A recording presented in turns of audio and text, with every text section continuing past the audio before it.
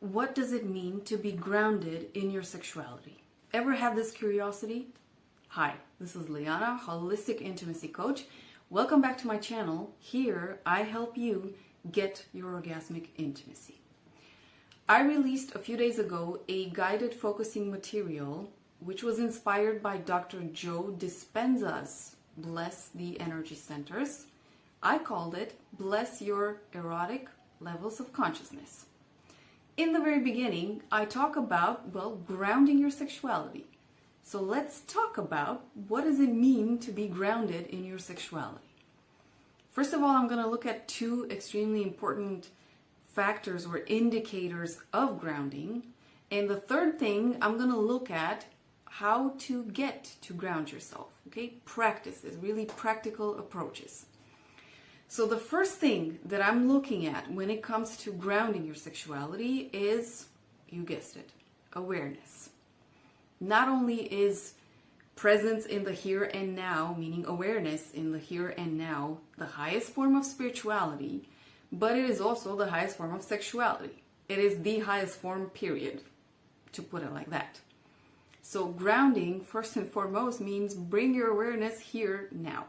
You can do that in various ways. We're going to look at it in point 3, but this is the first ingredient. You are aware of here now, what your daily reality looks like.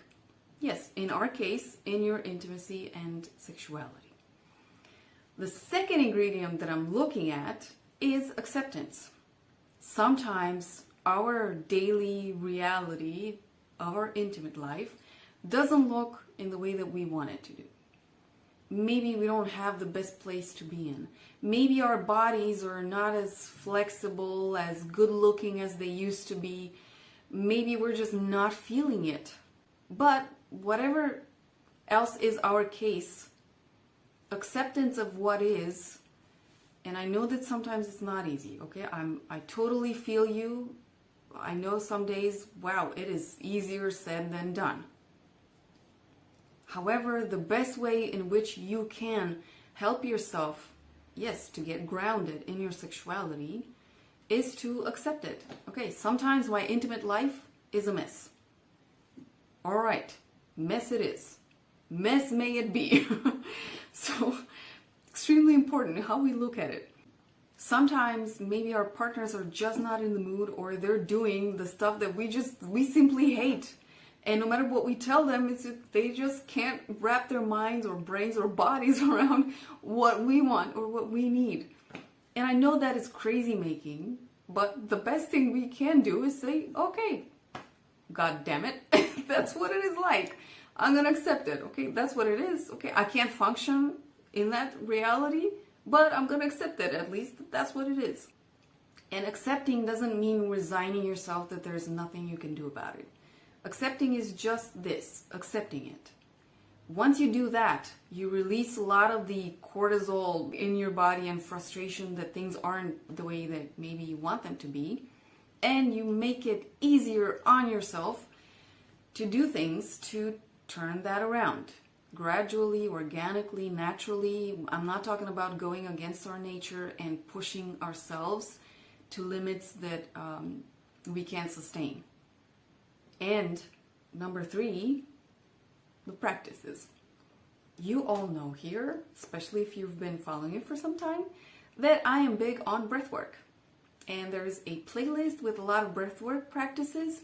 Most of them are somewhere between 12 minutes to 15 minutes. Though I did publish recently a very quick Tinkerbelly one, like 5 minutes. You can also find that one in the playlist. I'll link it under this video. One thing that the breathwork does, especially if you're not used to breathing in so much oxygen, it kind of knocks your brain out. Because a lot of our problems actually come from our mind, not brain, from our mind just thinking too many stupid things and not healthy for us, not helpful. And just with our thought patterns, we change our emotional patterns or emotional disposition, and obviously we change our physicality. So sometimes the best thing to do is just knock out that mental pattern. And breath work, because you're inhaling so much breath, you actually get, as one of my coaches said in the past, oxygen high. your brain just can't think negatively when it's high. So consider that one. Other things that you can do are bodywork practices. And those are from the simplest touching yourself or moving your body in various ways. This is why yoga, tai chi, qigong are extremely beneficial practices. If you're not into those, just touch your body. Lastly, your relationship to pleasure. How you embody pleasure. We all know intuitively, instinctively, naturally to embody pleasure. I'll give you the most fundamental and basic example, which we all know. Have you noticed that when you're waking up in a morning that is a good morning for you, have you noticed what you do? You stretch, but you stretch like, you stretch in the most delicious way possible, and you stretch, you turn around, that's stuff that we used to do as we were kids, because it was exciting for us to wake up and have a day of fun and playing. Well, that's what I encourage us to remember every now and then. Just stretch. Basic practice. That's one way in which we all intuitively express our pleasure. Another way in which we express pleasure is when we're listening to a delicious piece of music, and for some people, just listening to delicious nature sounds. Those of us who are fortunate enough to be in secluded nature spaces where we just hear birds, crickets, wind, especially if you're in the mountainside and you hear the wind blowing up against trees or fir trees. Another thing, sighing, but sighing with pleasure. Okay? I'll give you an example. And you know how to do it intuitively. Other things, enjoying delicious, natural food. There's a discussion coming around aphrodisiacs. It's going to be a discussion with Deborah. Stay tuned for that. But you intuitively know to go for healthy organic foods or natural foods. Fruit are one of those, sometimes even vegetables for some people. Or just drinking water. Yes, plain water. Water, it is so good. Yes, I kid you not, water. It is so good. And definitely you can think of other foods that are not processed, as natural as possible.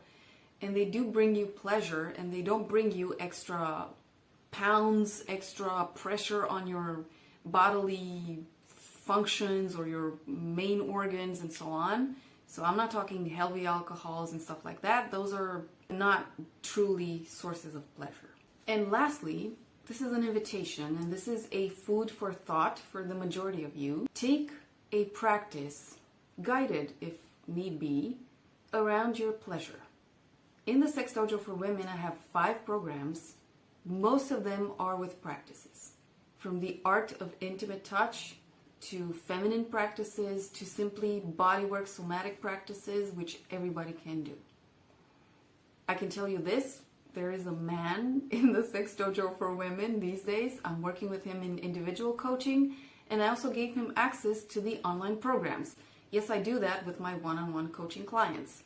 And he's using the practices, and he's telling me that in the days that he uses them, he feels more aroused and easier to get turned on, more vibrant than in the rest of the days.